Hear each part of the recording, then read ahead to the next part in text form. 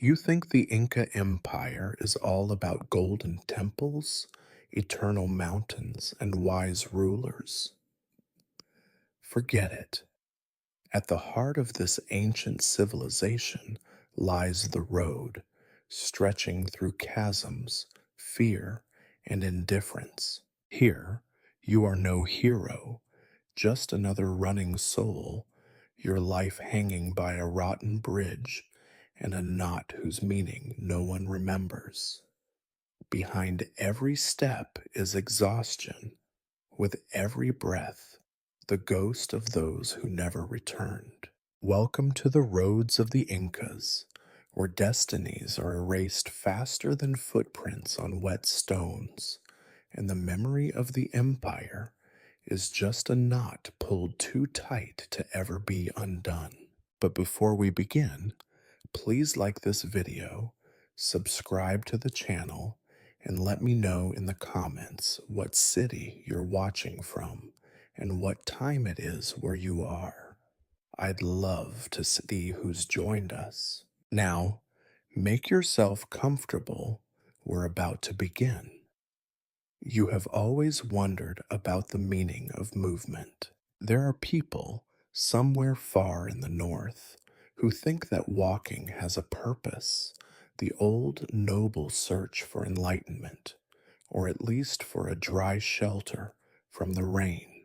But here, in the morning fog of the Andes, you already know movement is merely what happens to a person who is foolish enough to be born into a world with roads. That is how you found yourself for the 4014th dawn in a row, standing in front of the worn out gates of the Tambo, the infamous relay station on the Royal Road, the Kapak Nghan. The name itself is grand, the way a vulture is grand while circling above the bones of a llama.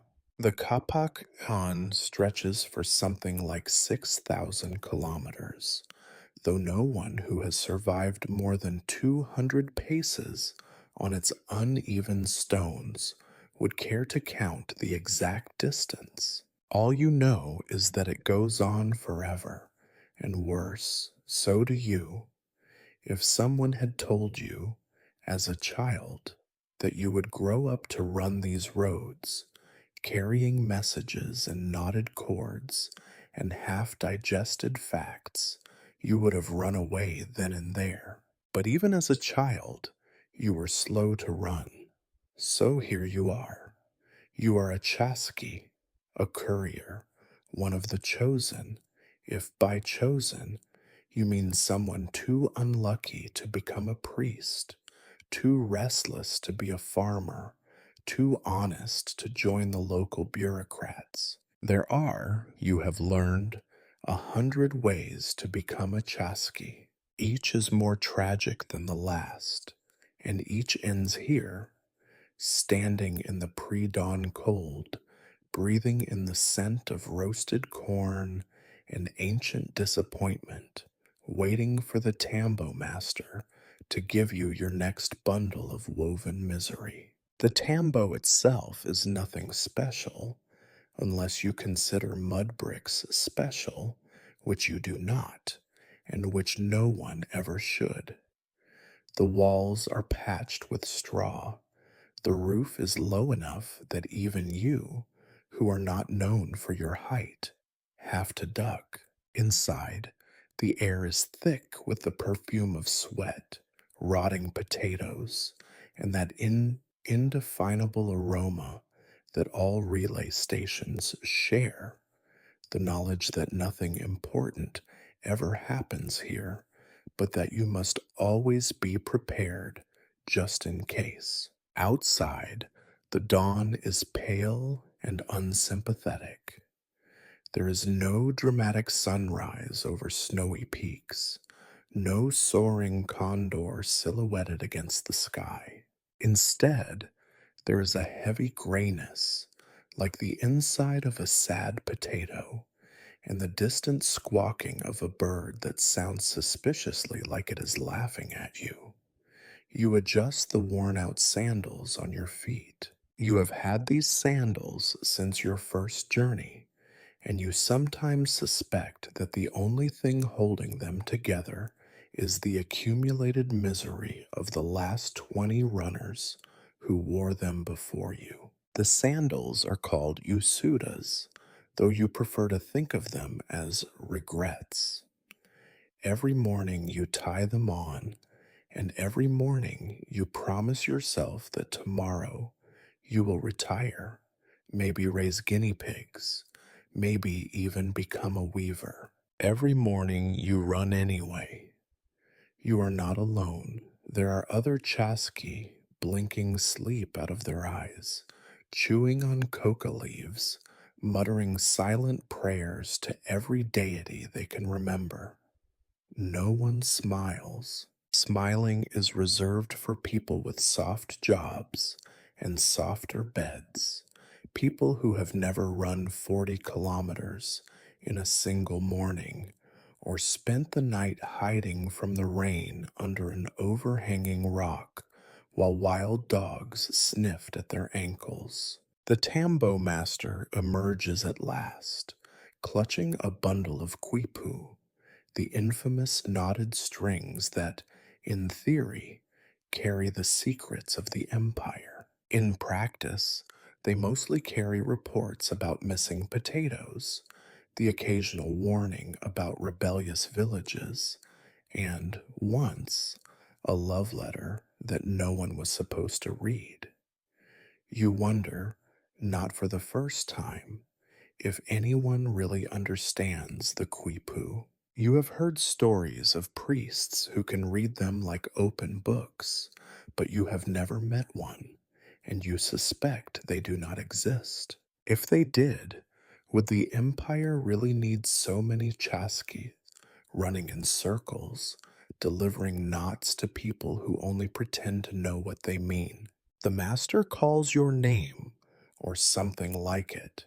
You are never sure he remembers which one is yours, and hands you a bundle of quipu wrapped in a scrap of cloth. He gives you the usual instructions. Run fast. Do not lose the message. Avoid bandits. Beware of jaguars. Remember to eat. Do not talk to strangers. And, above all, never, ever drop the quipu in a river. You nod solemnly, as if this day is any different from the last 4,000. You tuck the quipu into your pouch, adjust the usudas, and take your first step onto the kapak nyan.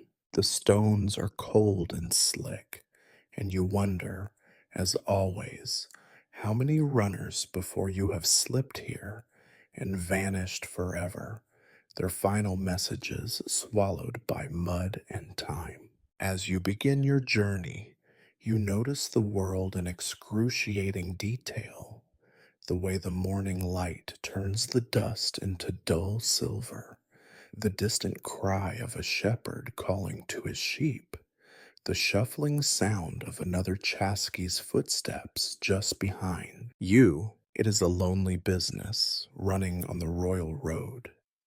You are surrounded by mountains older than memory, valleys deeper than regret, and, always, the endless, implacable road. The imperial engineers who built this road were, you suspect, men with no imagination.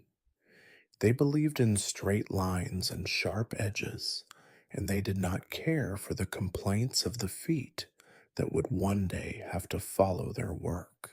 The road cuts through mountains, skips over ravines, carves through forests where sunlight never quite reaches the ground. There are rumors that the road was built by the gods themselves, but you know better. It was built by men who hated everyone, especially you. You pass the first milestone, a battered marker shaped like a toad, and consider stopping for a moment of reflection. But you have learned that moments of reflection are for poets, and you are no poet. You are a runner, and runners do not stop until they collapse, or until they reach the next tambo, whichever comes first. You do pause long enough to spit on the toad, a tradition among Shaski that no one remembers the origin of, but everyone observes. It is said to bring good luck, but you know better. It brings nothing, like most traditions. Your thoughts turn, as they always do, to food. The diet of a Chasqui is the stuff of legend, and by legend, you mean that people are always lying about it. You are supposed to eat dried corn, coca leaves, and the occasional roasted guinea pig. In reality, you eat whatever you can find: a handful of wild berries, a strip of dried fish that you found in your pouch and cannot remember the age of, a piece of hard bread that you use as a weapon against wild dogs when necessary. You chew, you swallow, you move on. The hours crawl by. You run, then walk, then stumble, then run again. The road never changes, but your thoughts do. You think about your family, far away in a village where the sun rises later and the rain falls softer. You think about the Sapa Inca, high in his golden palace, surrounded by luxury, waiting for news from the far corners of his empire, news that you are carrying, news that probably does not matter. You think about the other Chaskies, scattered along the road like breadcrumbs for hungry birds, each one running their own pointless errand. You pass another tambo, smaller than the last. It is empty, except for a single old woman who looks at you with the bored contempt reserved for people who have seen too many messengers and not enough miracles. She offers you a drink of chicha, which tastes like regret and warm socks. You thank her because you were raised to be polite and continue on your way.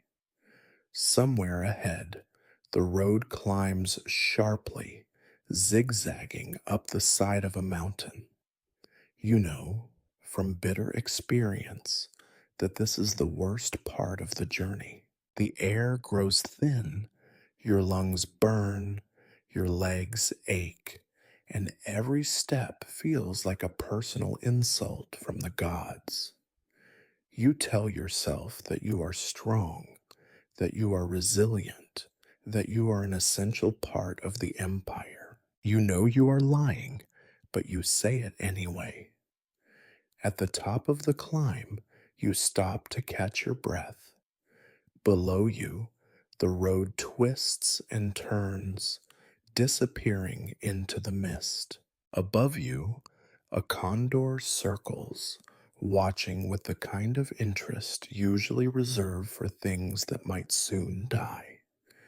You wave, out of habit, and the bird ignores you, as it always does. You remember hearing once that a single chasqui could cover as much as 240 kilometers in a single day if the weather was good and the road was clear. You have never managed more than 40, and even that felt like cheating. The truth is, most messages are not urgent. The empire moves at its own pace, slow and relentless, like a glacier made of bureaucracy and old stones. By midday, you are dreaming of sleep. There are rules about sleeping on the job. You are not supposed to do it for reasons that are never explained. But you have learned to sleep with your eyes open, to dream while running, to lose yourself in memories of a time before the road became your whole world. You think about the time you tried to join the local priests, only to discover that they cared less about the gods than they did about their own breakfast. You remember the day you first put on the Yasudas, the way your mother tried not to cry, the way your father tried not to laugh. You remember the first time you saw a tambo, how it seemed like a place of adventure, a stepping stone to glory. Now you know better. It is a place where hope comes to die, wrapped in woven cords and dried tears. The day drags on. You pass more milestones, more empty tambos, more people who do not care. The empire is vast, but its heart is hollow. You are a runner, but you are also running from something, from boredom, from fear, from the crushing knowledge that nothing you do will ever matter. As the sun sets, you reach the next tambo. The walls are the same, the roof is the same, the smell is the same. The tambo master is different, but only in the way that one stone is different from another, slightly worn in a different place, slightly more tired, slightly less interested in your existence. You hand over the kwaipu, receive a new one, and prepare to run again tomorrow. You wonder, as you always do, how many more days you can keep this up, how many more mornings you will wake up in the shadow of the tambo, how many more miles you will travel before you finally find a road that leads somewhere else. But for now, there is only the road, the night, and the promise of another dawn. You lie down on the cold floor, close your eyes, and dream of running, always running, forever running, because that is what Chaskis do and what the Empire demands. Dawn never means anything good when you are a Chaski. It is simply the moment when the colors of the landscape switch from dark gray to slightly lighter gray, and the cold changes location from your knees to your lungs. This morning, you look up from the familiar trudge along the Kapak Nan and see it, the bridge. No one who has ever seen an Inca suspension bridge can truly love mornings again. There it is, strung across a void, woven from grass and terror, swaying in a wind that always seems to blow harder the moment you approach. It is called a chaka, and some say its name means passage. You are sure it means bad idea. You pause. The gorge below is deep enough to fit at least 30 villages, stacked end to end. If you dropped a stone, it would hit the bottom next festival season. The water below roars in the way rivers always roar, half to announce their own power, half to mock those who think they can cross them on what is, to be clear, a bundle of glorified grass ropes. You are not alone in your dread. Many runners before you have met their end here, or so the stories go. Sometimes the stories are told by mothers to frighten their children, sometimes by old chaskis to frighten themselves. You have seen the lists carved on the walls of the tambo, names of those who ran but did not arrive. Gone to the river, it says, which is a polite way of admitting that the bridge does not always hold. The process of bridge building among the Incas, you know from too many lectures, is a mixture of science, ritual, and wishful thinking. Every year, or sometimes every 2 years, the villagers on both sides gather together. They weave new ropes, sing old songs, and try to ignore the creaking noises coming from last year's work. The bridge is renewed, but the sense of doom is not. Women are forbidden to cross the bridge, allegedly for religious reasons, but everyone knows it is because they are too smart to risk it. You take your first step. The bridge sags alarmingly. A wave of motion runs ahead of you, all the way to the far side, as if warning the next traveler. You clutch the side ropes, thick and scratchy, with years of human effort and sheep spit, and remind yourself that you are a professional. Professional what, you wonder, but it is too late to go back. There are rules to crossing a chaka. Always look ahead, never down.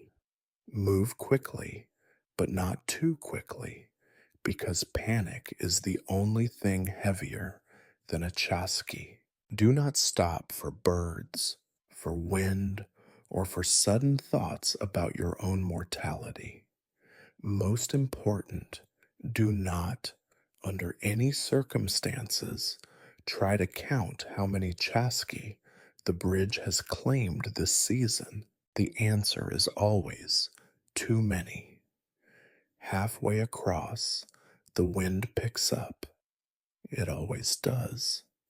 The rope beneath your feet sways, and for a moment you are convinced that the entire universe is just a complicated way for the bridge to make you fall. You are aware of every knot underfoot, every frayed fiber, every insult you have ever whispered about the builders. If you could meet them now, you would have strong words to say, but you suspect they are all dead, probably from falling off bridges. A condor swoops overhead, as if to remind you who really owns the sky here. You try not to think about the fact that the last Chasqui who crossed here was rumored to have been carried off by a bird. You try not to think about the fact that this rumor was started by you last month when you needed a good excuse to delay your crossing. The view is magnificent, if you care for magnificence. The mountains loom on either side, silent and eternal, pretending not to notice your struggle.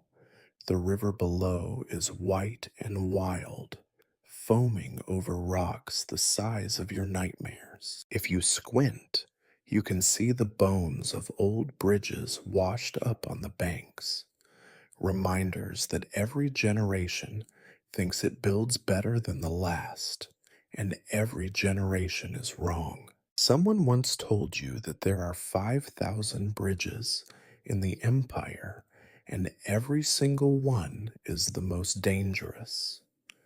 You have learned to doubt numbers, but you never doubt the feeling of dread in your gut. You reach the far side at last. Your knees are shaking, but you pretend otherwise.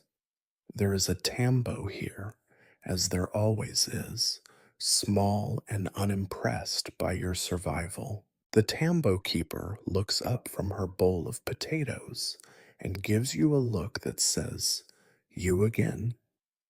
You would explain that you nearly died, but no one wants to hear it. Everyone has nearly died on this bridge. Some people do it twice a day. You sit, uninvited, on a stone and catch your breath. The tambo is, as expected, an architectural masterpiece of the sturdy mud and existential gloom school. The keeper pours you a cup of chicha, thick and sour. You drink it because you are thirsty, and also because it is impolite not to. She tells you, as she always does, that the bridge will need repairing soon, that they will have to gather the villagers, sing the songs, braid the ropes, and pray that the gods of the river are in a forgiving mood. She tells you about last year when the bridge snapped just as a caravan of llamas was halfway across. We lost 6 llamas, she says, and 3 messages. No one misses the messages. You ask what happened to the llamas. She shrugs. They never liked bridges. You consider, not for the first time, the wisdom of llamas. They are stubborn, slow, and apparently allergic to risk. You, on the other hand, are not given a choice. The empire needs its messengers, and it needs them alive, at least until the next message is delivered. After that, all bets are off. There are stories about insurance for Chasqui, a joke, really. If you fall, your family gets a handful of coca leaves and a new pair of sandals. If you survive, you get the privilege of running again tomorrow. Some people say that the Empire remembers its messengers, but you have seen the way old Chaskies end up, forgotten in back rooms, telling stories to anyone who will listen, eating the same potatoes as everyone else. You step outside, back onto the road. The air is sharper here, the sky somehow bigger. You feel smaller than ever, as if you are only one knot in the endless rope of the Empire's will. Ahead, the road climbs again, twisting through fields of quinoa and over ridges of rock that seem designed to trip you. You pass a group of farmers busy with their morning routine. They look up, see you, and nod in the universal gesture of, "It could be worse." One offers you a roasted corn cob, which you accept with gratitude and regret. You chew as you walk, thinking about how many generations have passed this way, how many feet have worn the stones smooth, how many messages have been lost or delivered to the wrong door. The next tambo is larger, built on a rise overlooking a small village. The people here do not care for Chasqui, except when you bring news from distant relatives or word of an extra holiday. Today, you bring neither. You are greeted with the kind of polite indifference reserved for traveling salesmen and distant cousins. A child tugs at your cloak, asking if you have seen his father, a Chasqui who left weeks ago. You do not answer because there is no good answer. The keeper here tells you the bridge will last another year if the gods are kind and the llamas stay away. You do not believe her, but you smile and thank her anyway. It is a rule of the road. Always lie about the bridges. It keeps hope alive, or at least delays the panic. You find a place to sleep that night, on a mat that smells of old sweat and older sorrow. You think about bridges, about all the runners who have crossed before you and all those who never will. You think about the empire, about its endless hunger for messages and news, about the way it builds roads and bridges and destinies, then forgets the people who carry them. You sleep badly, dreaming of grass ropes, rushing rivers, and the silent faces of those who never reached the far side.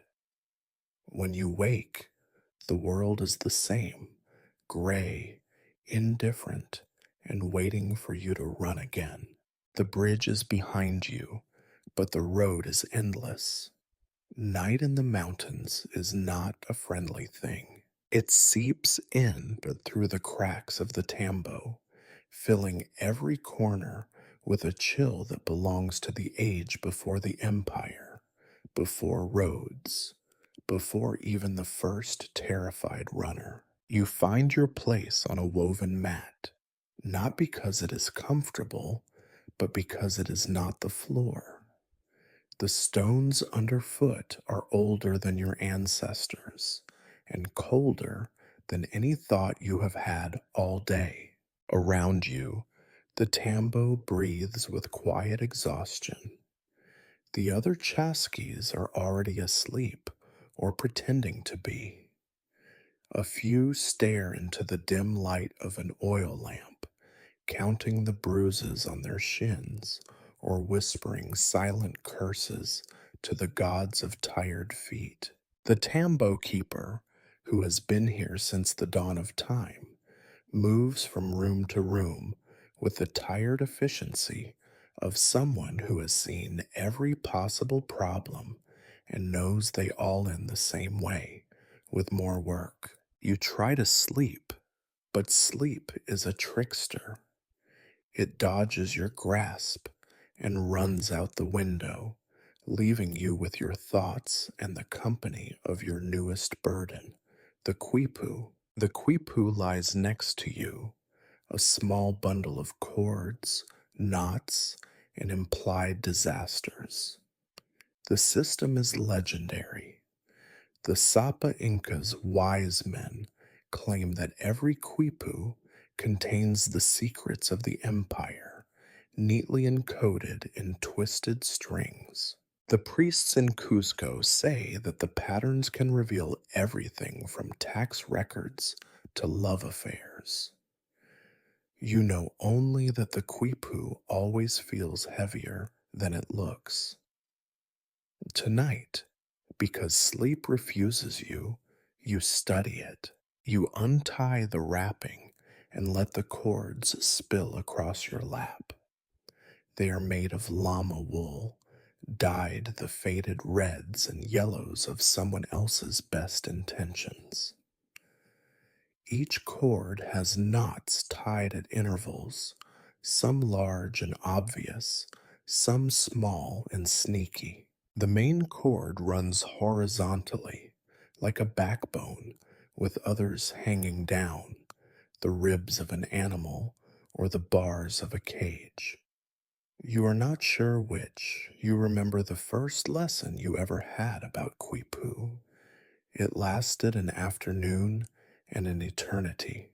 The instructor, a man with no sense of humor and less patience, showed you how every knot meant something: a number, a name, a warning. There were thousands of possible combinations, which meant thousands of possible errors. If you tied one knot too high, it meant 12 llamas; too low, and it meant 12 days' rations.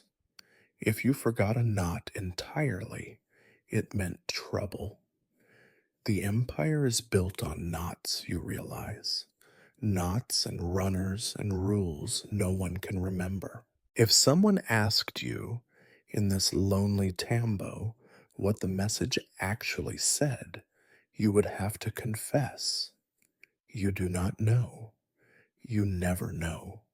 Your job is to deliver, not to understand.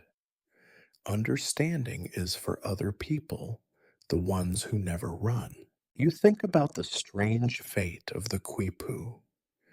There is a rumor that for every message sent, a second quipu is made and hidden away in the archives at Cusco. If the two quipus ever disagree, someone is punished, but never the right person. Sometimes the messages are never read at all. Sometimes the knots are miscounted or the meaning is lost. Sometimes, after a long journey, the receiver only shrugs and ties the quipu into a belt for his daughter. You wonder, not for the first time, how many wars started because of the wrong knot, or how many families vanished because someone read invitation as confiscation. The night drags on. The lamplight flickers. You are alone with the quipu, the wind, and your doubts. Your body aches, but your mind is restless, so you begin to count the knots. Three large, five small, one that seems out of place. You try to guess what it means. Is it a list of supplies? A census? A warning about the weather? You consider retying the odd knot just to see what would happen, but you have heard too many stories about messengers who tried to improve the message. The Empire does not reward creativity in Chasqui. From the next room, you hear the soft snore of another runner, the occasional cough, the shift of someone turning in their sleep. The tambo is quiet in that particular way that makes you aware of every sound, the creak of the roof, the sigh of the wind, your own heartbeat counting the time. You remember an old Chasky's advice: if you cannot sleep, count the knots in your own life. You count, but lose track after 7. You wonder briefly if there is a knot for regret. After a time, the tambo keeper enters with a bowl of thick soup. He sets it down beside you without a word. You thank him, though you do not know why, since he is not listening, and take a sip. The soup tastes like the color brown and the feeling of never quite arriving. You imagine it is the same soup served at every tambo since the first road was built. It fills your stomach, but not your soul. The keeper sits across from you, watching as you fiddle with the quipu. He is an old man, older than he looks, younger than he feels. He asks, as all keepers do, if you know what the message says. You shake your head. He nods, as if this is the answer he expects. I carried Quipus once, he says, his voice rough with history. For 30 years, I never understood a single one. He tells you that the best runners do not need to understand. The road understands for you. You are not sure this is comforting. After he leaves, you set the quipu aside and try one more time to sleep. The mat is as hard as ambition and twice as unforgiving. You dream in knots, cords tangling, tightening, refusing to come undone. Faces you do not recognize appear and vanish. Somewhere, a voice is counting 1, 2, 3, 12, then silence. Morning comes too soon. You wake with the feeling that you have forgotten something important. The quipu is still there, unchanged and unimpressed by your nightmares. You pack your things and prepare to leave. The other Chaskis are already gone, ghosts in the mist. The tambo keeper wishes you luck with a smile that does not reach his eyes. Before you leave, you glance one last time at the knots. You hope, absurdly, that they have arranged themselves in the night, that the message is now simple and true. But the knots are the same as always, mysterious, silent, and waiting for someone else to decide what they mean. You step outside into the mountain morning, gray and endless. The road is waiting, the message is waiting. You are waiting for what you do not know. As you walk, you think about the fate of Quipus. Years from now, when the empire is only a memory, the knots will remain. No one will know what they meant. No one will remember the runners or the roads. But somewhere, Tangled in the wool is the truth of a life spent moving from one tambo to the next, carrying words you never understand, hoping they matter to someone, somewhere, someday. You walk on, haunted by knots, chased by the wind, another silent messenger lost in the vastness of the empire. You are running again, though running may be too generous a word. There are mornings when your legs remember what it is to move quickly, when your breath comes easily, and the world unfolds in manageable increments of stone and sky. Today is not one of those mornings. Today, each step is a negotiation, each breath alone you will someday have to repay. The quipu bounces in your pouch with all the weight of unspoken warnings. Ahead, the road grows wider, flattened by centuries of use. The fields on either side are neat and orderly, the work of villagers who have never left their home and never wanted to. Their eyes follow you with the dull curiosity reserved for passing clouds or distant thunder. You do not stop. The empire moves in straight lines, and you must follow. At last, you arrive at a tambo larger than any you have seen this week. The walls are higher, the roof is patched but not leaking. Men in fine tunics stand outside, their faces hidden behind expressions as blank as unfinished pottery. You recognize their kind instantly. Officials, the empire's teeth and tongue, always busy chewing and speaking, rarely listening. You announce yourself in the ritual way, voice steady despite your exhaustion. Chasqui, with a message for the royal council. They look you over, as if deciding whether your dust and sweat are compatible with their fine courtyard. One of them gestures you inside. You step into the tambo, and the world shifts. Here, everything is clean and controlled, the smell of potatoes replaced by something sharper, fear, perhaps, or ambition. At the far end of the main room, a man sits on a woven stool, surrounded by papers and quipus, as if drowning in bureaucracy and enjoying the swim.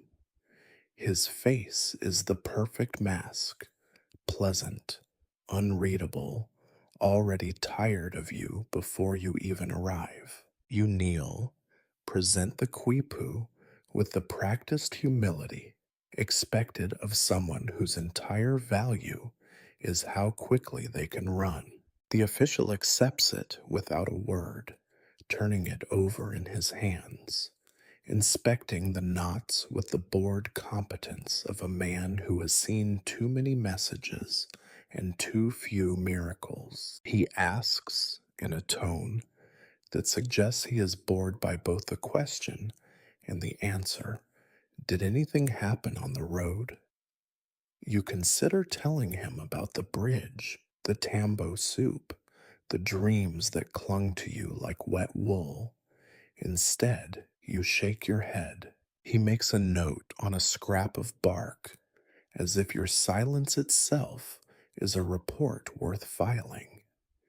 He studies the quipu more closely, tracing the knots with long, deliberate fingers. For a moment, you wonder if he understands them at all, or if his confidence is only another kind of performance. You have heard the rumors. Some officials bluff their way through the quipu, nodding gravely at nonsense, hoping that no one ever checks their work. You have even heard of a royal accountant who accidentally declared war on a neighboring province by miscounting the knots on a tribute record. The story is funny, until you remember the number of people who died. Wait here, the official says, and you do. Time passes slowly in the waiting room of power. You study the floor tiles, the grain of the wooden beams, the way the light falls through a narrow window and makes dust look important. Outside, you hear the bustle of the tambo, officials arguing over supplies, scribes copying records, runners like you being given new messages and new directions. After a long time, the official returns, his expression unchanged. The council will review your message. You may rest here until morning. The words are generous, but the tone is not. You nod, thankful for a night inside, even if it is in a place where kindness is just another administrative function. You spend the evening among servants and junior clerks, listening to their quiet gossip about promotions, punishments, and the latest imperial decrees.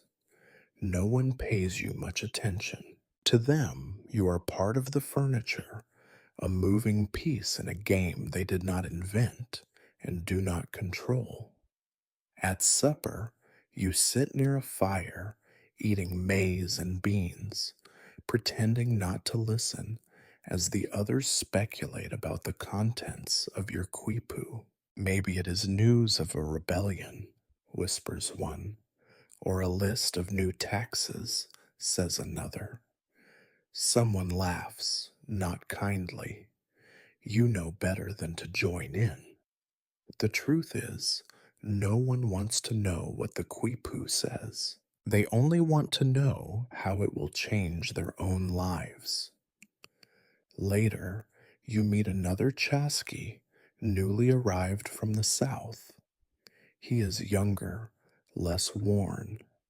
He asks about the road ahead, the state of the bridges, the quality of the tambos. You give him the usual answers. The bridges are holding, the soup is edible, the road is long. He nods, trying to look brave. You recognize the fear behind his eyes.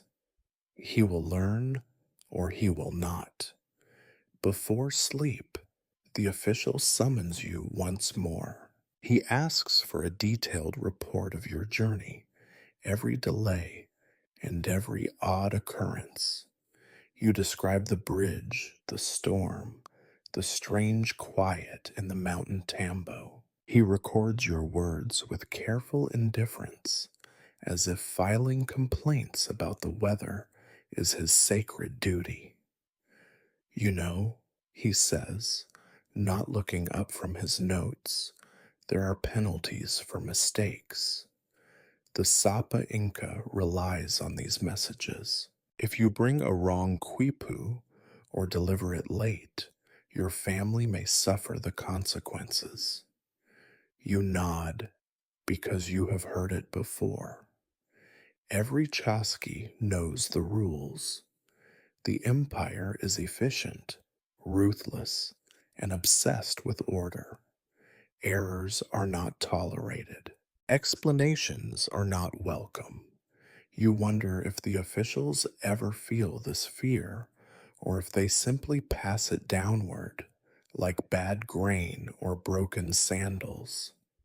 He dismisses you with a wave. You leave, feeling smaller than when you arrived. You sleep that night in a corner of the tambo, curled on a mat, your dreams filled with knots and warnings. In the morning, no one says goodbye. You collect your sandals, your empty pouch, and step back onto the road. As you leave, you glance back at the tambo. The officials are already busy with other business, other messengers, other knots to untangle. You are forgotten before you reach the edge of the courtyard. The road stretches ahead. You are free, but only in the way that a stone thrown from a slingshot is free, hurtling forward, unable to stop, waiting to see where you will land. The Empire demands messages, and you are, once again, its answer. There is a particular silence that follows a mission completed. It is not the warm hush of satisfaction or the bright stillness of success. No, the silence that follows is the dull, echoing quiet of now what? As you retrace your steps down the same imperial roads, the quipu gone, your purpose temporarily erased, and your thoughts left to wander without direction. You are supposed to feel relief. The message has been delivered. The officials have nodded and frowned.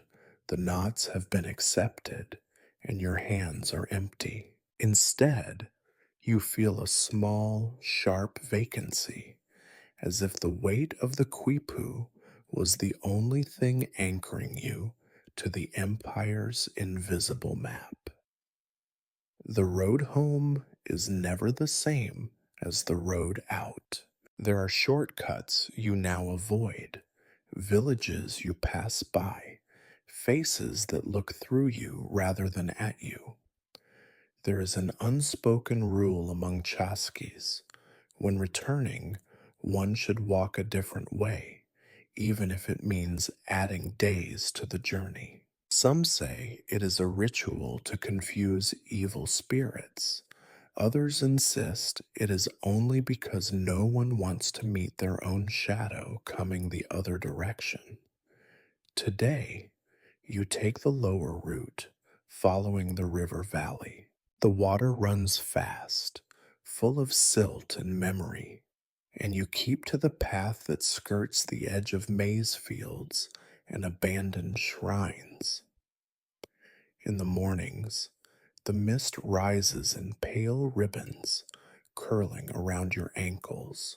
At midday, the sun is relentless, hammering your shoulders, bleaching the world to white bone and gray stone. With each step, you think about other Chaskis. The Empire is made of their stories, though most are not told aloud. Some you remember by name, others only by fragments. The girl who outran a landslide, the boy who lost his voice to fever but kept running messages anyway, the old man who claimed to know every tambo by scent alone. Their fates drift through your mind like leaves on the river. You remember the stories the elders tell at night when the lamps are low and the soup is finished. In 100 years, they say, more than 1,000 runners have vanished, gone to floods, to fever, to hunger, to the bottomless curiosity of jaguars, and the even more bottomless boredom of officials who do not ask where the messages have gone. The records say nothing. If a Chaski fails to return, his name is marked with a line. The line grows cold. The empire marches on. You think about numbers. Everyone in the empire loves numbers, especially when they mean nothing. How many runners lost their way in a single year? The priests claim it is fewer than 50. The tambo keepers say more than 200. If you count the ones who simply stopped running, the ones who sat down in a field one day and refused to rise, the numbers grow heavy and round, like stones at the bottom of a well. There are stories of the unlucky few who mixed up their quipu, delivering a tribute list to a distant farming village and a weather report to the high priest of the sun. The punishment for these errors is never spoken of, but everyone knows. Families vanish, Villages are taxed into dust. Entire valleys are left off the map. There is no glory in these stories, only the slow, grinding logic of an empire that believes itself eternal and acts accordingly.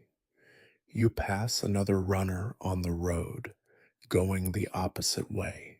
He is young, limping slightly, a look of fierce determination on his face. You nod to each other, the silent greeting of those who know how little it means. You do not ask his name or his destination.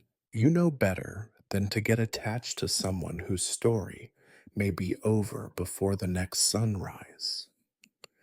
In the evenings, you reach the tambos, smaller now, less impressive. The food is simple: a cup of weak maize beer, a handful of beans, a crust of bread so hard it could be used to rebuild the bridges. The keepers welcome you with the bored politeness of people who have seen too many runners and too few reasons to care. Some nights, you share a mat with other Chaskies, trading stories or lying in silence. More often, you sleep alone, listening to the wind scratch at the walls. One night, you find yourself in the company of three other runners. Each has their own wounds, one with a wrapped ankle, one with a missing tooth, one with a silence that suggests recent sorrow. You sit around a low fire, staring into the flames. Eventually, someone asks, "Why do you still run?" No one answers. It is the wrong question, and everyone knows it. There are legends of Chaskis who found happiness. A runner who married a tambo keeper and never left the valley. A woman who was so swift, the Sapa Inca gave her a field of potatoes and a new name.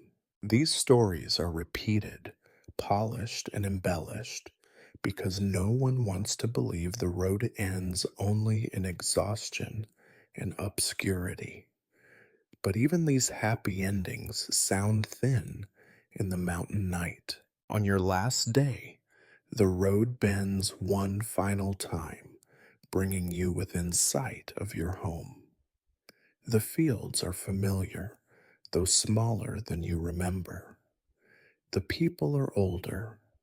The sky, somehow, feels lower, closer, as if the empire itself has grown tired. You cross the last bridge, a narrow log over a shallow creek, nothing like the grand chaka of the high passes, and pause for a moment. You consider turning back, running somewhere else, choosing a different ending. But habit is stronger than longing. You step into your village and are greeted with the cautious joy of those who do not trust happiness. Your family welcomes you, and for a little while, you pretend that you are glad to be home.